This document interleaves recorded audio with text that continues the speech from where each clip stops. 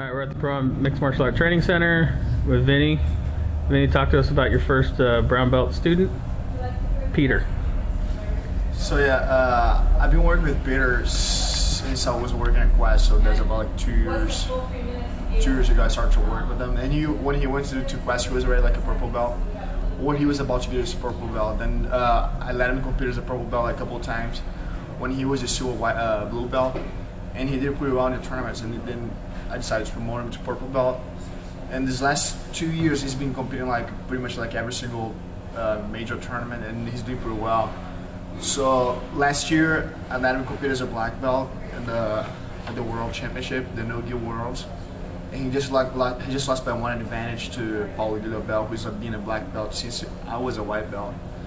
So now it was time to compete against brown belt. So last week I decided to promote him. So after 2 years of training, I gave him his brown belt. So now, after 2 years of training in general, he's been training for almost 10 years. But with me, he's been training for 2 years, so I decided to promote him. So he's competing as a brown belt like for the first time in the Grace Nationals. What in every black belt is different, but what makes Peter deserving of a black belt? What's your criteria to make someone a brown belt level for you? You know, like some guys, they don't want to compete. They just want to be, just want to train just to have fun. Peter's a competitor, so maybe he's not the best guy in the gym, but when he goes to the tournaments, he wins tournaments and he beats everybody. So I just gave him brown belt because he's a really good competitor.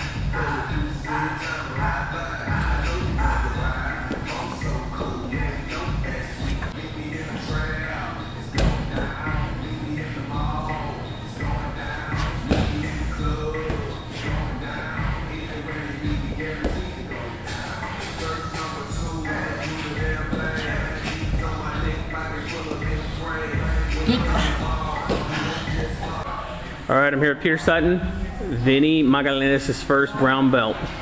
Tell us a little bit how long you've been training with the gi with Vinny, and give us a little background on yourself. Okay, first of all, my first class in Jiu-Jitsu was in 1998 in October there, and I've had some years off in between knee injuries, as everybody's had. But put it all together, I've probably trained with the gi on and no gi, of course, for about 6.5, 7, 8 years, something like that. I can't even remember it all. But basically for the last 3 years under Vinny, and most of the entire time with the gi, and finally got somewhere. Did you have any clue that you're gonna receive your brown belt? No, as a matter of fact, the way it was I've been competing in tournaments above my level for a long time as purple, And I won an absolute division with the gi, purple gi at the Pan Ams last year. And I placed first in the brown belt division in the no gi worlds, I think is what it's called, last year too. And so I had imagined it was.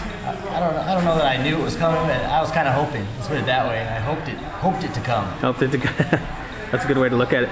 So, like I said, you have experience competing at the Worlds and all those other organizations as far as gi and no gi. Now, when you compete at that level, I mean, were you shocked that it took this long, or were you kind of expecting it all? Especially with your accomplishments at the Worlds and what you've done as a purple belt. You know, I know how the jiu-jitsu game works real well, and I don't want to say politics of it, but I understand and respect the sport to the point where I understand how it works. And without actual mat time, with the gi on, with your fellow students, with your instructor, I don't believe without that you should even be promoted anyway. And so since I understand how the game works, and there was so much time in there where either Vinny was gone taping for a long time and doing his own thing, I was kind of just sitting stagnant, just kind of doing some no-gi stuff on my own. And I know how the game works, and I have full respect for it, and know that without the gi, still in my opinion, without the gi on, you shouldn't be promoted or advanced with belts. But there's so much different opinion about that nowadays, where a lot of people think without the gi, you should still be able to get belts. And sure, maybe up to a certain level, but still, it's a gi art. And so I kind of feel like, being as that's a gi art, we should all wear gis. Okay, gotcha. That's good. That's a good way to look at it.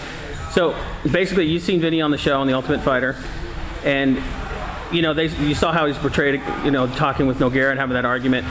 Traditional wise, Vinny, talk a little bit about the fans who don't know Vinny, about how technical he is and how difficult it is to actually get promoted by him because of his technicality. Yeah, I 100% agree with that. Let me tell you, I've been with Vinny for 3 years, and I was right with him when he won the Worlds, and probably been with him at tournaments 5 times. And he was competing, and so was I, of course. And from what I've seen, what I know of Vinny, it's extremely advanced. Let's put it that way. To the point of where I know it's going to take a little while to go from blue to purple and purple to brown with him because of that fact that he's so technical and doesn't want to learn every single really advanced move and be able to demonstrate it before you're really going to advance.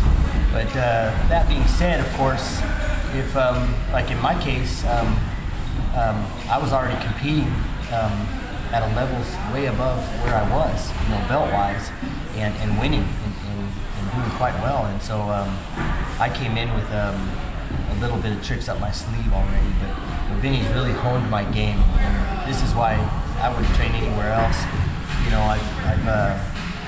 I've been hoping Vinny would just kind of put his feet down and settle down and really get grounded here and whatnot. It looks like that's the way we're going now. Starting a gi program and getting a good head of guys that can train together. So it should be a good thing. It's great. Well, like I said, you were the first ever brown belt. You're the highest ranked student Vinny's ever had now to this point. And that's a big accomplishment. Just he's from Brazil. He's got all that tradition and all that technique, and he's considered one of the top grapplers in the world. By some, maybe the most advanced and one of the most technical. He actually goes outside the realm of jiu-jitsu. He understands rubber guard, and I know he's spoken extensively with Eddie Bravo. But like I said, he's not the traditional guy where he just believes in what they call the bread and butter. He actually thinks outside the box and starts.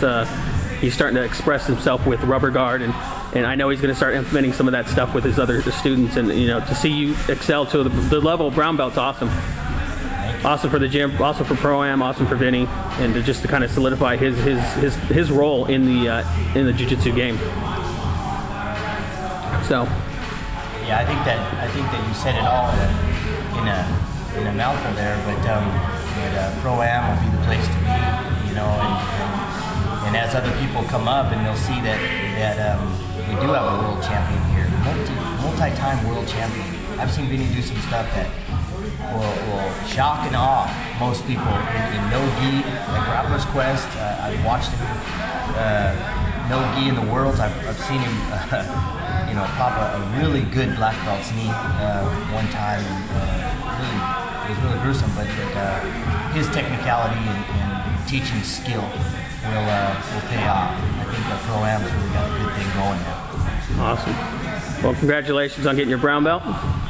We had to travel all the way down to San Diego to get it, and it was worth the travel. So, awesome. Congratulations again, and thanks for the interview. Thank you very much.